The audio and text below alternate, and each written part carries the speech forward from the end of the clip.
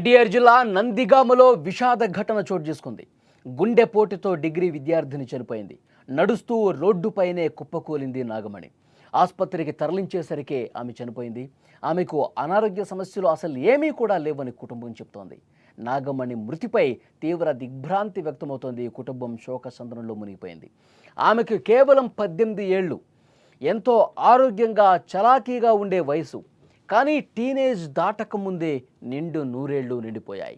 చనిపోయే క్షణం వరకు ఎటువంటి ఒక చిన్న ఆరోగ్య సమస్య కూడా లేదు.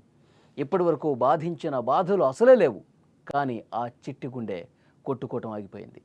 తనకు తెలియకుండానే క్షణాల్లో ప్రాణాలు వదిలేసింది. కాలేజీకి వెళ్ళి తిరిగి ఇంటికి రాకుండానే తిరిగి రాని లోకాలకు వెళ్ళిపోయింది. ఇటీవల కాలంలో పిల్లలను బలి తీసుకుంటూ అందరినీ కలవర పెడుతున్న గుండెపోటుతో ఎన్టీఆర్ జిల్లా నందిగామలో ఓ డిగ్రీ విద్యార్థిని తనువు చాలించింది. అనాసాగరం గ్రామానికి చెందిన నాగమణి నందిగామలోని ఒక ప్రైవేటు కాలేజీలో డిగ్రీ ఫస్ట్ ఇయర్ చదువుతోంది. సాయంత్రం కళాశాల నుంచి ఇంటికి వెళ్లే క్రమంలో సీఎం రోడ్లో స్నేహితురాలతో కలిసి నడుచుకుంటూ వెళ్తున్న ఆమె ఉన్నట్టుండి ఒక్కసారిగా కుప్పకూలిపోయింది.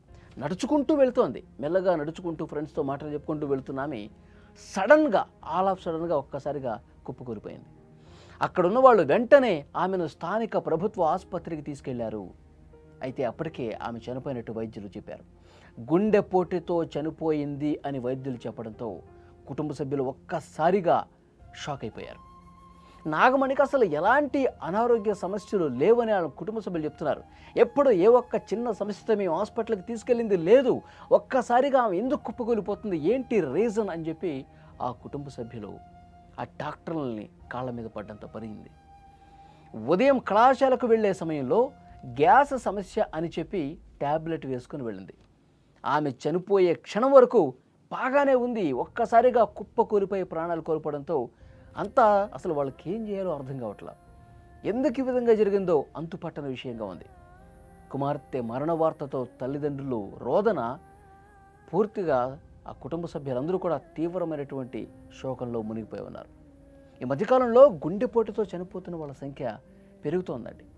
వాళ్ళు ఈ వయసు ఆ వయసు అని లేదు. గుండె జబ్బుతో గుండెపోటుతో ఉన్న పళంగా వాళ్ళు ఏ పనిలో ఉన్నా సరే, వాళ్ళు ఏ శుభకార్యంలో ఉన్నారా, కాలేజీలో ఉన్నారా, బస్ స్టాప్లో ఉన్నారా, రోడ్డు మీద నడుచుకుంటూ పోతున్నారా, ఎప్పుడు ఏం జరుగుతుందో తెలియట్లేదు. ఉన్న పళాన ఆన్ ది స్పాట్ కుప్పకూలిపోయి ప్రాణాలు వదులుతున్నారు. ఏదో ఆసుపత్రికి తీసుకెళ్ళి 1-2 రోజులు అక్కడ చికిత్స పొందుతూ అలాంటి పరిస్థితి కూడా లేదు.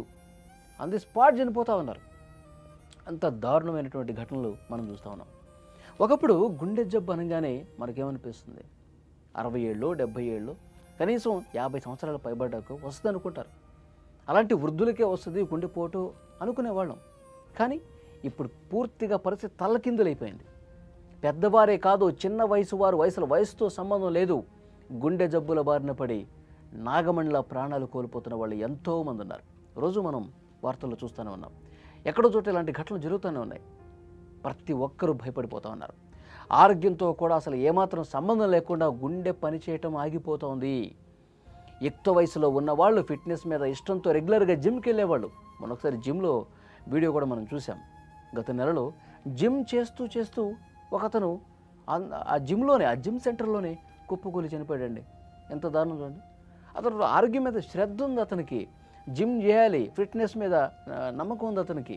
మన శరీరం ఎప్పుడు మనం ఫిట్గా ఉంచాలనుకుంటున్నాం అన్నాడు. అలాంటి వాళ్ళు కూడా జిమ్ సెంటర్లోనే చనిపోతున్నారంటే ఎలా అర్థం చేసుకోవాలి? ఇంకొంతమంది యువకులు క్రికెట్ ఆడుతూ, ఆ వీడియో కూడా మనం చూసాం. క్రికెట్ ఆడుతున్నాడు, వాళ్ళకి క్రికెట్ ఆడటం అలవాటు. అంటే ఆ గేమ్స్ ఆడే వాళ్ళకి, స్పోర్ట్స్లో ఉన్న వాళ్ళకి బాడీ ఫిట్నెస్ ఉంటుంది కదా, ఎప్పుడు పరిగెడతా ఉంటారు, బాల్ వేస్తూ ఉంటారు, బ్యాట్తో కొడతా ఉంటారు.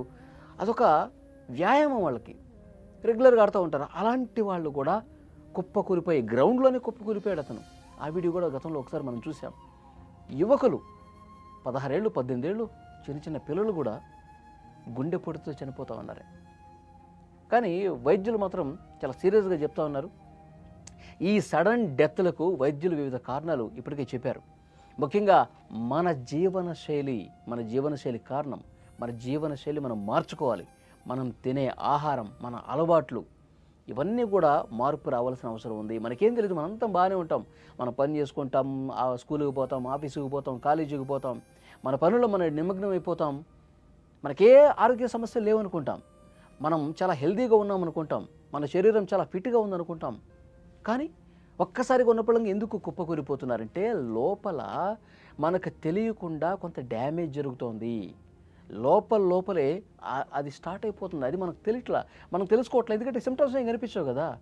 చాలా ఆరోగ్యంగా కనిపిస్తాం, నవ్వుతాం, మాట్లాడతాం, సినిమాలకు పోతాం, షికార్లకు పోతాం, చదువుకుంటాం, జాబులకు పోతాం. కానీ లోపల ఏం జరుగుతున్నది కూడా ఒక్కసారి మనం కనిపెట్టుకుంటూ ఉండాలి. అది వయసుతో సంబంధం లేదు. రెగ్యులర్గా మనం ఎలాంటి ఆహారం తీసుకుంటున్నాం, మంచి ప్రోటీన్స్ ఉన్న ఆహారం తీసుకుంటున్నామా, లేదంటే నూడిల్స్, పిజ్జాలు, బర్గర్లు, ఫ్రైడ్ రైస్లు, ఇలాంటి ఆయిల్ ఫుడ్స్, జంక్ ఫుడ్స్ ఇవి ఎక్కువగా తీసుకుంటున్నామా? ఇవి తీసుకుంటే కనుక మనం అవాయిడ్ చేయాలి. బయట ఫుడ్ ఎంత దారుణంగా ఉంటుంది, ఎలాంటి ఆయిల్ వేస్తారు కదా. సో వీటి మీద జాగ్రత్తగా ఉండాలని చెప్తున్నారు వైద్యులు. ఇంట్లో వండినటువంటి ఫుడ్నే మనం 99% ఎప్పుడో ఒకప్పుడు మనకి ఇంట్లో అవకాశం లేనప్పుడు, లేకపోతే ఎప్పుడో ఒకసారి ఫ్రెండ్స్తో ఫ్యామిలీతో బయటికి వెళ్ళినప్పుడు అలా తీసుకోవాలి. కానీ అకేషనల్గా 99% ఇంట్లో వండినటువంటి ఫుడ్ని తీసుకోండి, మీ ఆరోగ్యాన్ని కాపాడుకోండి అని చెప్పి వైద్యులు చెప్తా ఉన్నారు.